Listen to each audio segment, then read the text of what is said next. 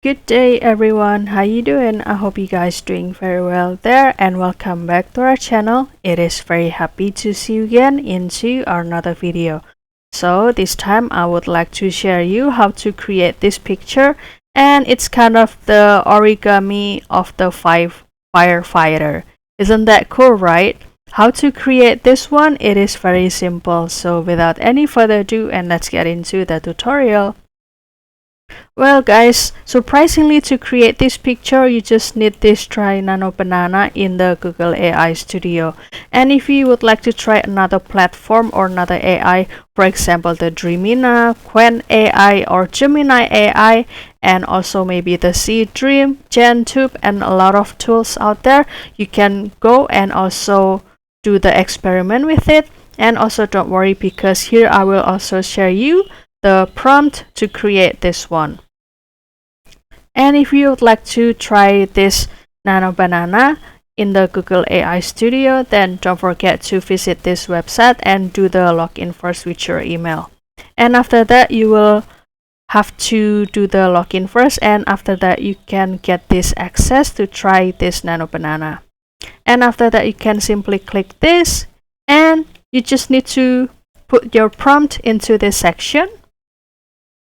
And basically the prompt will be like this: a highly detailed origami style miniature scene of a firefighters extinguishing a burning house. And also the house is made of the folded black paper with the glowing orange and yellow flames emerging from the windows and roof, and also the several origami firefighters like this in red and also yellow uniform climb ladders, this one, and also spray water onto the fire, this one. And also the fire and water are also made of the folded paper with the vibrant geometric shapes, and also soft studio lighting, clean background, and also macro photography style, sharp focus, paper texture, details, and also aesthetic composition.